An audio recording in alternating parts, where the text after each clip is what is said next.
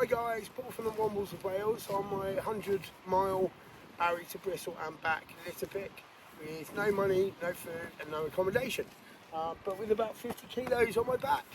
I sleep where I can, camping where I can, relying on the kindness of strangers, trying to make some people smile and picking up litter the whole way. So welcome to One Man and His Vlog. If you like what I'm doing, what we're talking about, then please click the like, click the subscribe button and tell your mates. So today I just want to talk about my experiences from last night, which was I think my fourth or fifth night out and day trip. So we were from Cosmiston Lake over to Penarth Pier, and talking to people along the way. It was a bit of a struggle, and then the camp overnight. Now this is all to raise awareness about the struggles that homeless people go through every single night. It's going to take me 2-3 weeks to do this walk, but there are people out there who are lonely, cold, afraid, wet, and have no support out there. And they got to do that every single night, no matter the weather, no matter the temperature. Now, it's a little bit windy, so the camera's wobbling a bit, but yeah, last night was cold. It was cold. I had to pitch my tent on literally the edge of a cliff, but it was right by the sea, and the sound of the waves was beautiful. I had my campfire, my tent pitched on the side of the cliff, and I don't recommend anybody does this who's not experienced, but I was free. I was sheltered, I was safe, but I was back in nature, back where my soul belongs, and I believe that heals you. But also I had a great supporter of mine who came up and actually spent the night with me, so I wasn't alone that night. Not for the whole night, but he spent the evening with me and played what's called the handpan. If you haven't heard handpan music, please, it comes from the spirit, it comes from the soul. So, it was so healing. With the nature of earth, wind, fire and water, and the spiritualism, the love and the light of the handpan music, it was just so deeply healing in my soul. So thank you, Tom, for that. That was really special. However, after Tom went and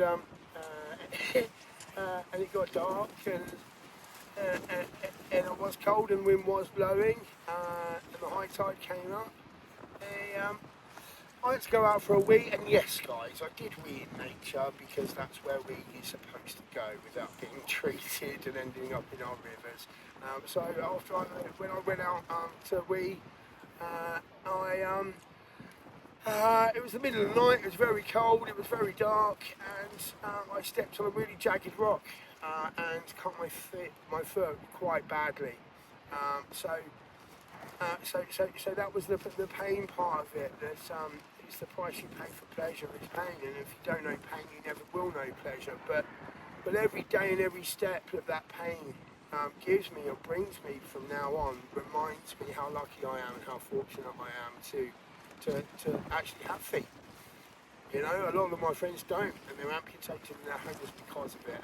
And I run a homeless charity, and this is why I'm doing this 100-mile Barry to Bristol and back litter pick, is to raise awareness about homeless people, the plight of them, what they have to go through all the time, but also to raise money so that we can help a lot of homeless guys, anybody with disabilities, anyone that's broken down,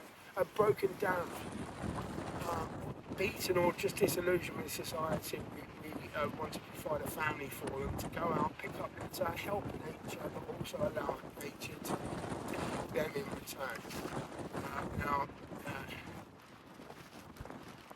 there are a lot of people who are out there for disabilities. There are a lot of people out there who've just been ostracised from society, been kicked out of their family. If you're the black sheep of your family, then you know what I'm talking about. Sometimes it's really, really not a nice thing, especially from the people you care about and love the most. I can only speak from my experience, but I hope this resonates, and I believe it will with quite a few people out there. Sometimes it's much easier to blame or take out your frustrations and your anger and your hate on the people you love the most and care about the most, and sometimes what they say to you, you've got to let go of that. I'm still trying, still learning to let go of that. It's not easy when people the closest to you accuse you of things you haven't done, or accuse you of being a person that you're not, especially when you try and you try and you try and you try just to get their approval, and try and make them proud. And I suppose there must come a point where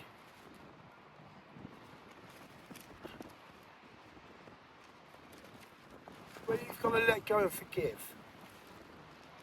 Because I spent many years asking myself, questioning myself, trying to impress them and what they wanted me to be, and questioning who I was. Wasn't I the person that they were making me out to be? Because when something gets repeated to you over and over again, you're bad, you're this, you're that, you're this, you're that, you're this, you start to believe it. But then I lost everything, and there came a point where I looked inside myself, and after questioning myself for years and years and years and years and years, I realised, no. Why am I questioning myself? I'm not that. That's absolutely not.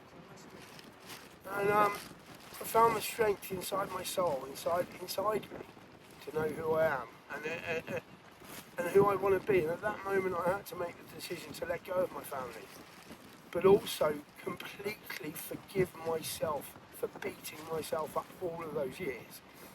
And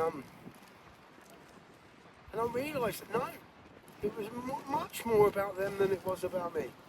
Hopefully this resonates with people, but also having the power to forgive them, but also I had to let them go. Maybe there will be a time when bridges are rebuilt, and I pray for that day. But until now, I get the inspiration from nature, from the amazing people that are around me, by going out, putting one foot in front of the other, and doing the right thing. Just being so grateful for everything that I do have. I haven't got a family, so I get to do this without having to chase money or chase approval or do something that society tells you to do because you need to pay your mortgage, and that's fine. I've always wanted a family. I've always wanted kids. But I suppose that lack of responsibility has afforded me the freedom to create a family of homeless and disabled and disillusioned guys around me, and that's what I want to build, because we're not alone. You're not alone. We're all one.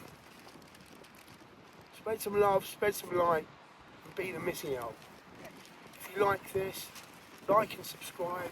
Go to our GoFundMe page. Allow us to, and our charity to grow and spread that love to everybody else. We're not alone, we're all one. If you go to GoFundMe page. It's called Barry to Bristol and Back Litter Pick. I've been Paul from the Wombles of Wales. Thank you so much for listening. Get back to nature.